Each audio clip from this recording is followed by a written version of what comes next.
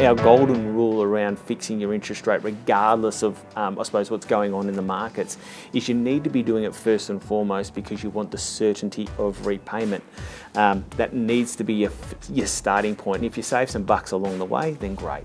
In terms of jumping into a fixed interest rate, it's not as simple as just turning around and going, yeah, okay, I think I might save myself some bucks, or yeah, the certainty of repayment is important. There are also two other key things that you need to consider. So with a fixed interest rate facility, predominantly, or the majority of them, have some form of restrictions. So what I mean by that is there's normally restrictions on how much extra you can pay into your mortgage. Now, if you're fixing your interest rate because you also want to save a few bucks, if you're restricted with how much extra you can pay in, that might negate the benefit associated with a lower fixed rate, because the best way to save interest is to pay extra in. The restrictions, so what type of restrictions? So because interest rates are low, if you can pay a lot more than the minimum, you might not be best off. You might hit those caps with respect to the amount extra that you can pay in. And if you hit those caps, then they can charge you a fee for it.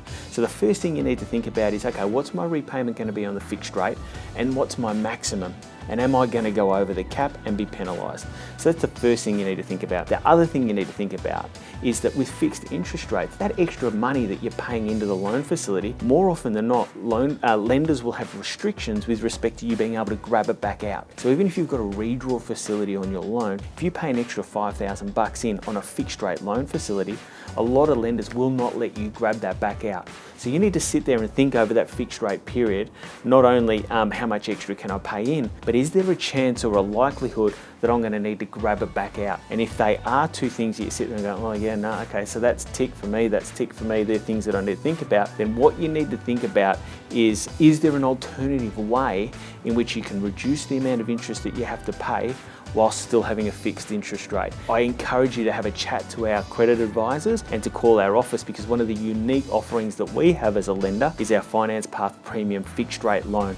Both of those problems are solved basically with our premium fixed rate home loan. It'll give you the certainty of repayment that you're looking for, but the flexibility to pay extra in to be able to save your interest.